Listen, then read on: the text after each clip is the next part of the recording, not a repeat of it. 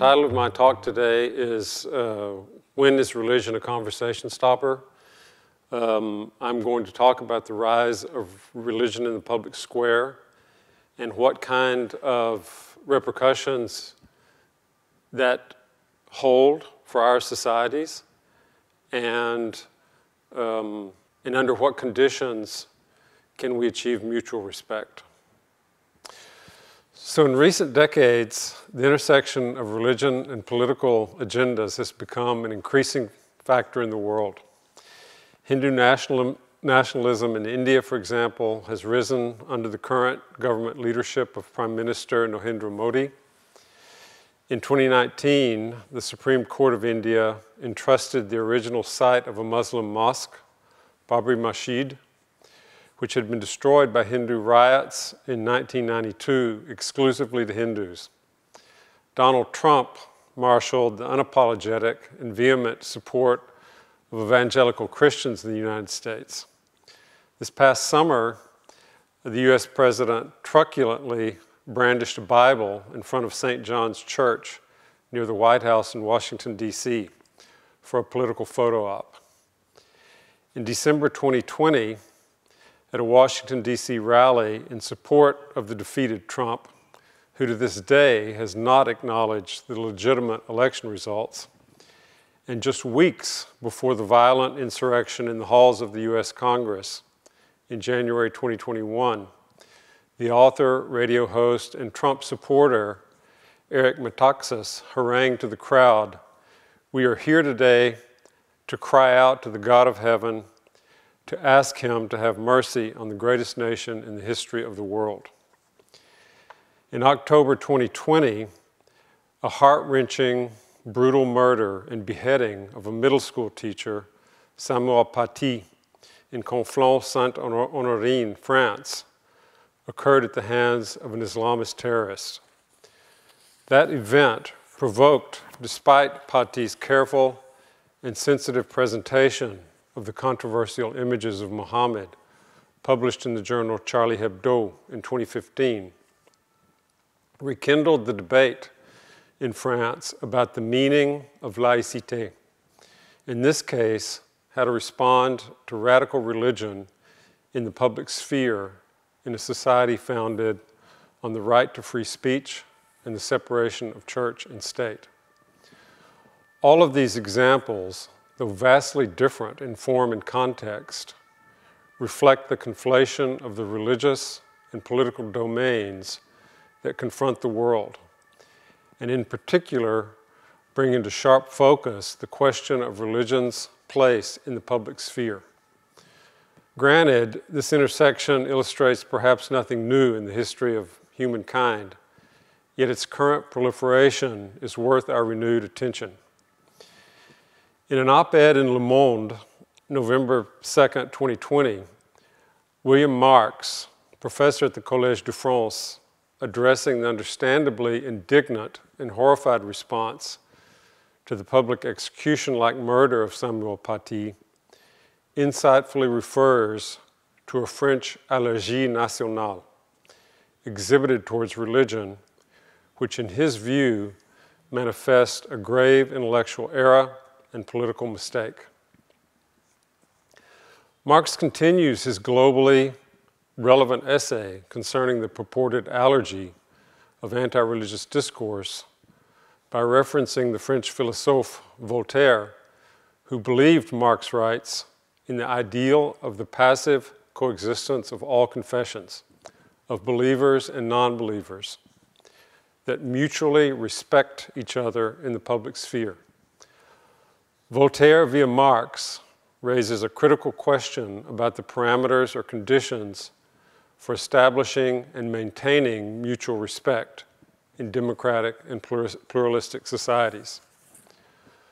Thus, sensitivity to and respect for religious sentiment in the public sphere is critical in this regard, as Marx suggests, but I believe that a burden must also be placed on the way and manner in which religion becomes manifest in the public domain for the achievement of mutual respect in a pluralistic society. If intellectuals and politicians need to rethink the reception and response to religious influence, to respect religion in our societies and in public discourse, a two-way street in which both sides must respect the other, must exist to attain Voltaire's lofty goal of mutual respect. In other words, religious thinkers and believers must also play a role in achieving mutual respect. In this brief talk, I want to approach this by discussing the role of religious sentiment in the public square as a supplement to Marx's important appeal. In preface, the violent or autocratic applications of religious beliefs, as we have seen in the previously cited examples, do not necessarily preclude benevolent motivations or even fruitful results that might ensue from the discharge of religious values in the social or public or political sphere. Nor do such acts inevitably suggest that religious discourse in the public sphere categorically manifests the assertion of parochial power. Yet, if we believe that in democratic and pluralistic societies, the public square must remain open to fair and civil debate, then such powerful religious sentiments that become linked to political action begs the question of religion's role in the public square. To be more specific, when religious forces attempt to monopolize the ways and means to attain religious and political insight in a self-contained model, or when religious acts are considered to be ordained by divine authority, debate about the parameters of generating human knowledge and achieving social unity become unconditionally ceded to those belonging to that religion. In what state and condition does that leave the spiritual outsider? Is there room in such a construction for creating inclusive public discourse in the social, cultural, and political domains? Is religion, from this perspective, a conversation stopper, as Richard Rorty so famously put it, by which he meant that religion should be private and hold no place in discussions of public policy? To explore further and reiterate, there's nothing malevolent in and of itself in the application of religious sentiment to inform our viewpoints and actions in the social and political sphere. As Nicholas Wolterstorff has argued in response to Rorty's controversial argument that religion is a conversation stopper and thus should be denied space in the public sphere. Wolterstorff counters Rorty, in all the great religions of the world, there are strands of conviction which tell us that pocketbook, privacy, and nation are not of first importance. In all of them, there are strands of conviction which tell that, in the name of God, we must honor the other, even when that other is not only other than ourselves, but other than a member of our nation. Silence religion, Wolterstorff continues, and the debasement represented by private and group egoism will follow. Many religious thinkers and believers hold beliefs that can be defended from an ethical viewpoint. The commendable strands of conviction that guide us to honor the other, as Wolterstorff's assessment puts it, are worthy and even essential to democratic discourse and public debate. Yet his penultimate claim that when religious belief is restricted or eliminated from public discourse, then, as he put it, private and group egoism will follow, assumes a causal relationship between religious precepts, applications in the public sphere, and social outcomes that is far more problematic. Wolterstorff's rationale seems to me to be another example of falling into an unresolvable causality trap.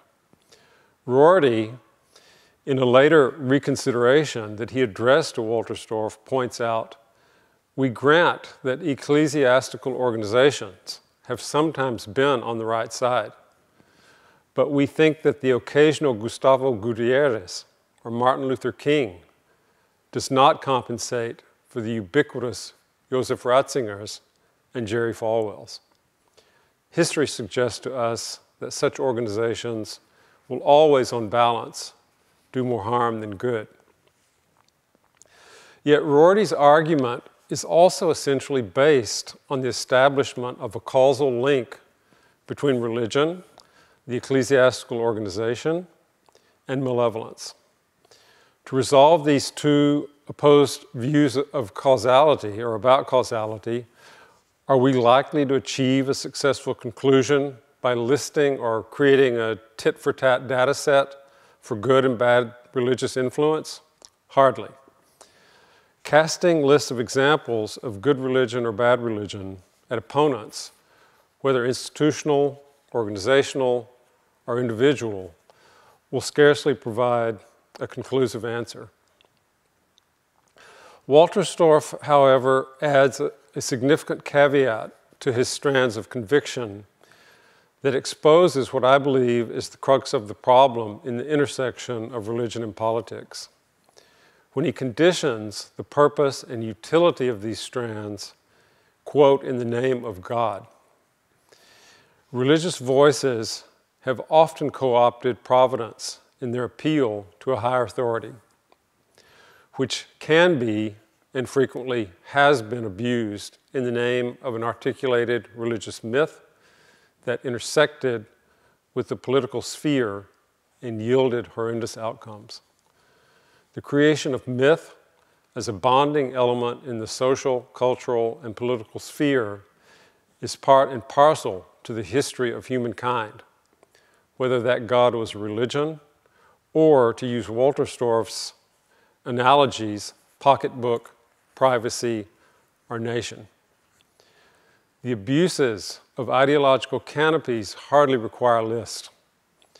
Millions of heretics have been tortured, murdered, or burned at the stake in the name of religion.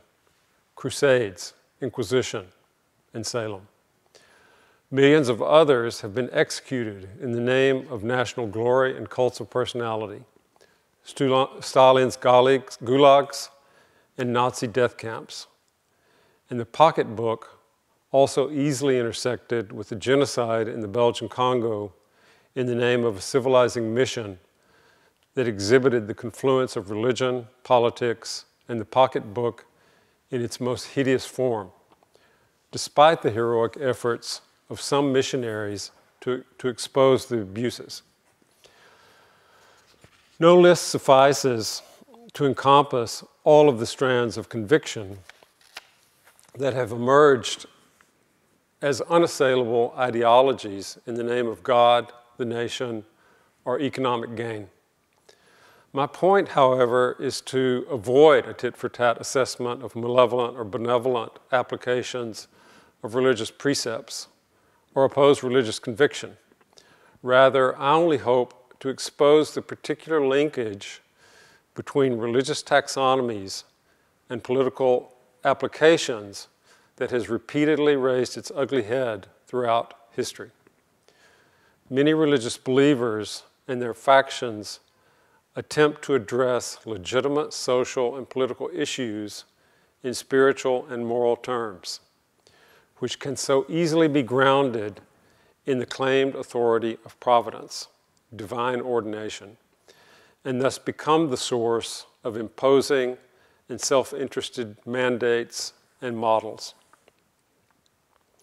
In response to the debate with Rorty and others over religious discourse in the public sphere, Jeffrey Stout implores us to grant that the political benefits and dangers of each package of commitments will have to be assessed on a case-by-case basis, and to inquire into what happens when belief in God's existence gets linked to this or that set of collateral commitments. Religious factions often become intricately entangled in the social and political dynamics of their communities and nations.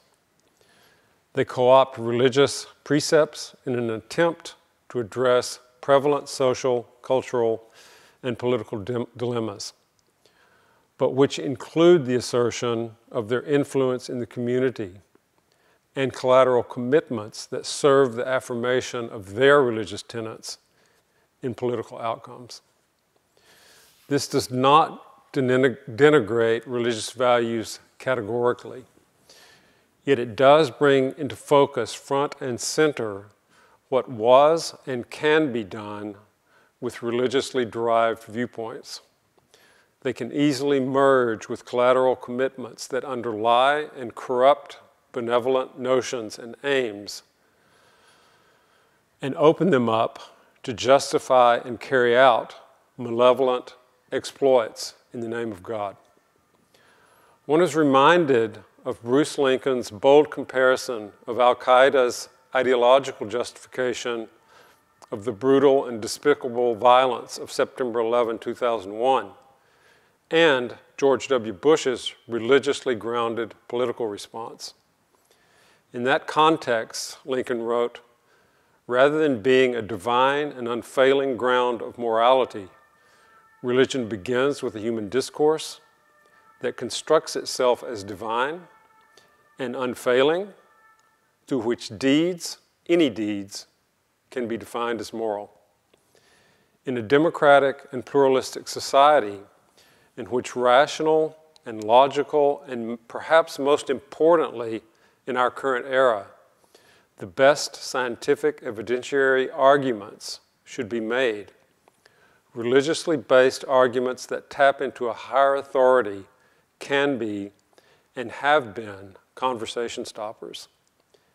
It should be respectfully called such when religious arguments that inform the public sphere are grounded solely in divine authority."